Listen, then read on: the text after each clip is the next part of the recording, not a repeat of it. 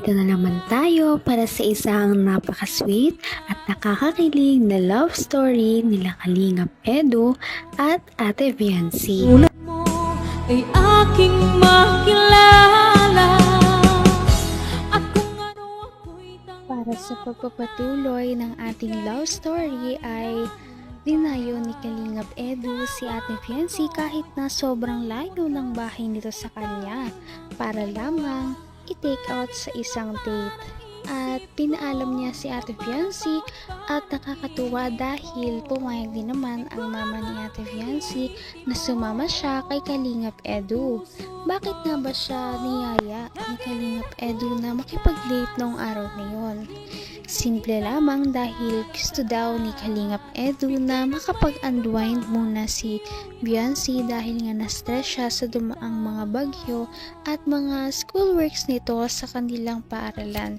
Kaya magdi-date muna sila para makalimutan ng mga ito.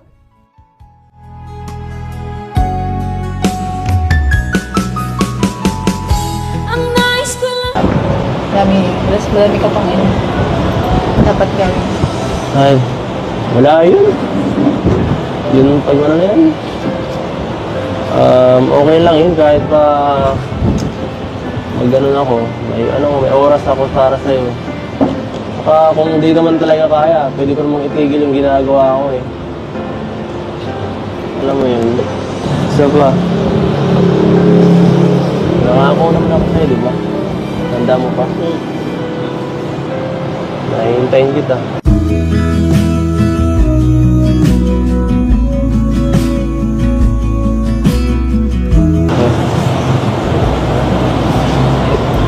Ayan. Tawa ka ng tao dyan.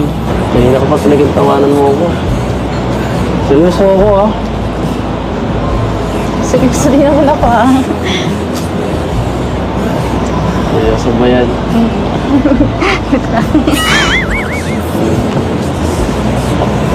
Sige. Okay. Kung kasama kasi kita, hindi ko napipigilan ngumiti. Ano mo? Mukha ako nakakatawa, ganun. Pambira. So mga sinasabi mo kasi hindi ko alam kung bola o totoo. Grabe naman ito. Wala na akong oras pang bubula. Alam mo. Tumingin ka nga dito. Alam mo. Matanda na ako eh. Wala na akong oras yung pang bubula. Limited na nga oras ko. Nasayangin ko pa ang oras ko. Gusto ko. Seryoso na. Totohanan na. O bakit ikaw?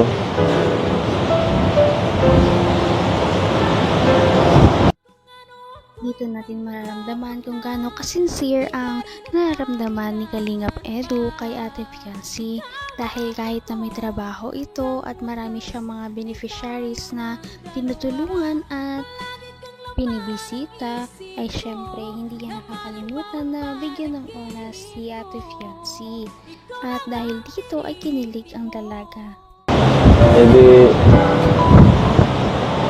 Hintayin kita. Okay.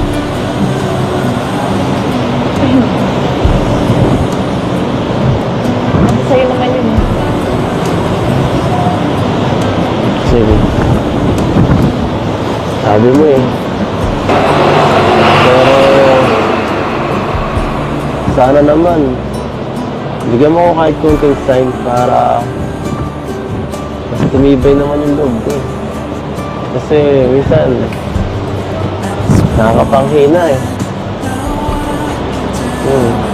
Minsan hindi ko naiiwasan eh. Pigit ka. Pipigit? Pigit ka. Ba't ako pipigit? O pumigit ka na lang. Di ba sabi mo gusto mo ng sign? Pumigit ka. Basta, dahan-dahan lang. Baka biglang may gawin kung ano eh. Sige, ito na.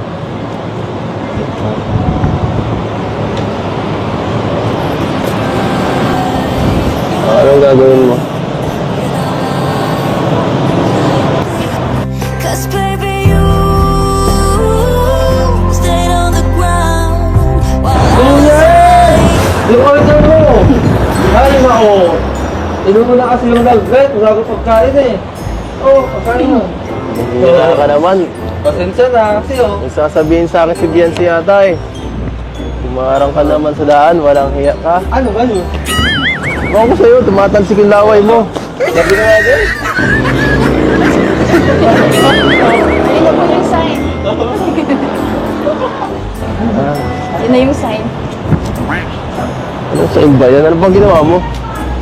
Ayun na yung sign. Ay. Ang dami mo palang nalan. Siyempre, mahirap makuha ang isang bagay kapag hindi ito pinaghihirapan.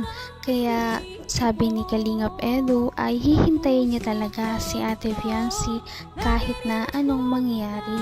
At dahil dito ay na-assure din si Fiancy na meron talaga siyang aasahan kay Kalingap Edu. Kita mahal. Wala yung ganun na kalangan. So, dalawang isip na ako eh. Ako guys lang. Dalawang isip ako mag-love team. Masyado na ako nasaktan eh. Ilang ulit na eh. Baka umusa ka pa eh. Okay. Yun lang. Alam ko naman eh. Na nabiti ako lumuman mo. Pang ano lang yun. Para maging tawag dito. Sobrang swerte ko sa'yo. Kaya ako na ano sa'yo. Nabibiyaan ng mga kung ano-ano. Swerte po ako sa'yo. Talaga. Basta. Pag dumating yung punto na sawa ka na sa akin, tapos tumingin ka nga dito. Tumingin ka na sa akin. Kasi seryoso itong sasabihin ko eh.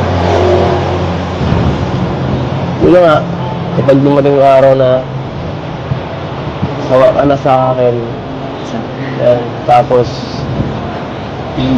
hinahanap kang iba, ayaw ko na magpa-love team. Okay lang, matatanggap ko yun. Okay. Basta hanggat nandiyan ka pa, gagawin ko yung ano ko. Lahat ng effort, lahat ng kaya ko. Seryoso mo naman. Siyempre, ayoko naman yung ano. Nakakabigla ang mga sasabihin ni Kalingap Edu dahil ngayon lamang siya parang naging sobrang seryoso sa isang bagay kapag nag-uusap. At ano kaya ang kanyang mga iba pang sasabihin? Dito kasi ay malalaman niya Ate Fiancy kung ano talaga kanyang tunay na nararamdaman. At ito na nga ang revelasyon na sasabihin ni Kalingap Edu. Abot kamay na kita. Para maging tawag dito. Sobrang swerte ko sa'yo. Kaya ako na ano sa'yo. Nabibiyaan ng mga kung ano-ano. Swerte po ako sa'yo. Talaga. Basta. Pag dumating yung punto na sawa ka na sa akin, tapos tumingin ka nga dito. Tumingin ka na sa akin. Kasi seryoso itong sasabihin ko eh. Wala nga, kapag dumating yung araw na sawa ka na sa akin, yan, tapos hinahanap kang iba, ayaw ko na magpa-love team. Okay lang, matatanggap ko yun. Okay. Basta hanggat nandiyan ka pa, gagawin ko yung ano ko. Lahat ng effort, lahat ng kaya ko. seryoso naman. Siyempre, ayoko naman yung maging parang mag-isip lang kung tapos sayang oras, tapos tsaka mas okay yung yung sabihin nyo, di ba? Kahit makasakit, okay lang, at least isahan lang, at least tapos na agad, di ba? Kaya pag nakahanap ka ng ibang kalabting dyan sa Kalingap mo, si Arjun, huwag naman sana. Sabi ka lang kung gusto mong kapalitan.